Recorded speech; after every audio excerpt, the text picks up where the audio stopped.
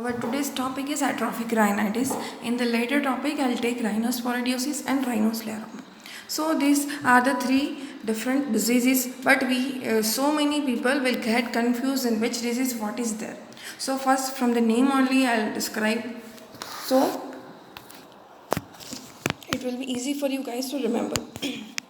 So, as the name only suggests, atrophic rhinitis means there will be atrophy of the mucosa in this disease. So, as in the picture which is given in the side of this disease, that there is formation of the crust, and you can see the nasal cavity has become roomy, means more space is there.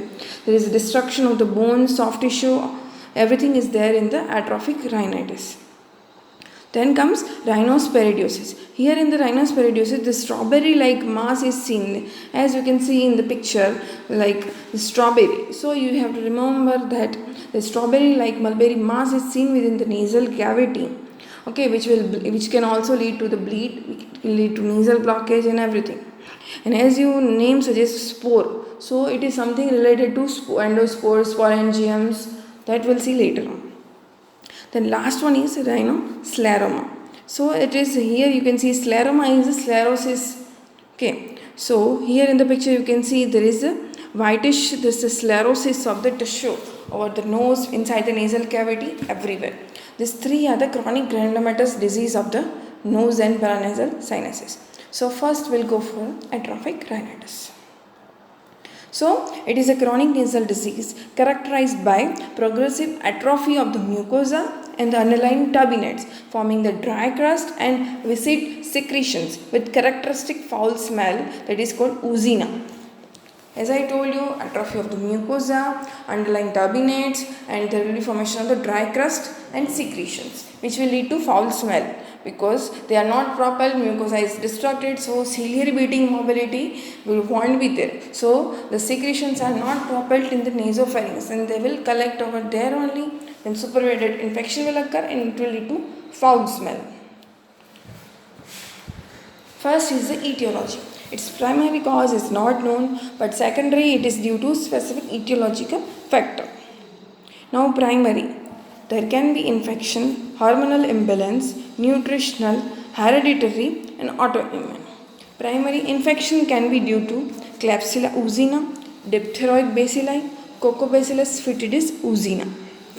There can be hormonal imbalance at puberty, more common in females. It is also common in poor socio-economic status, vitamin A, D and iron deficiency. It is also seen in hereditary. Autoimmune, it is seen in altered cellular reactivity and release of mucosal antigen into the systemic circulation. Secondary, it is due to chronic rhinosinusitis, chronic granulomatous lesions like tuberculosis, syphilis, leprosy, or surgery due to when there is excessive destruction of the nasal tissue after the surgery. Pathology. Epithelium, there is patches of the metaplasia, that is conversion of the ciliated columnar epithelium into the squamous epithelium in the non-keratinized or either keratinized squamous epithelium. Then there is chronic cellular infiltration within the lamina propria. So there is formation of granulescent tissue and fibrosis within the lamina propria. The mucous glands are decreased in the size and the number because of this altered metaplastic epithelium. And there will be decreased vascularity. There can be seen periarteritis and arteritis of the terminal arterioles. Now clinical features. First, merciful anosmia. What is that? Because of the nerve elements responsible for the perception of the smell over the turbinates that are also destroyed because of the atrophy of the mucosa. So with mucosa, the nerve elements which are there, they are also got atrophied. So patient is not able to perceive the sensation of the smell, but there will be too much foul smelling. So surrounding people can feel that there is too much foul smell coming from the patient's nose, but patient is not aware of this. So he is like blessed that he is not knowing the smells and that smell. So it is called merciful anosmia. Then because of this crust and formation of this accumulation of crust, there will be nasal obstruction, and when we remove this crust, there will be bleeding. Nasal cavity are roomy, filled with foul-smelling black or dark green crust.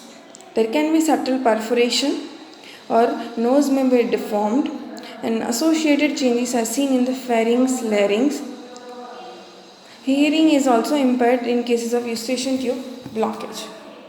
Treatment: medical and surgical. Medical is nasal irrigation using normal saline, nasal irrigation and removal of the crust using alkaline nasal douches, that is 280 ml of water with 28.4 gram of sodium bicarbonate, 28.4 gram of sodium diborate, and 56.7 gram of sodium chloride, or 25% glucose in glycerin. Local antibiotics like camicetain, anti-ozinous solution, chloramphenicol plus estradiol plus vitamin D2, estradiol spray which increases vascularity, systemic streptomycin or rifampicin to reduce infection, oral potassium iodide, and human placental extract, that is systemic. It is injected in submucosa.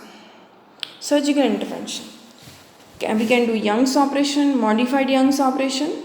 What is Young's operation? Here we close the nasal nares, that is vestibule of the nose, alternately, either one side, then we will remove after 2 to 3 months, then we will do on the other side. So that what will happen, because of the effect of the environmental drying, the nose will not get that much dry.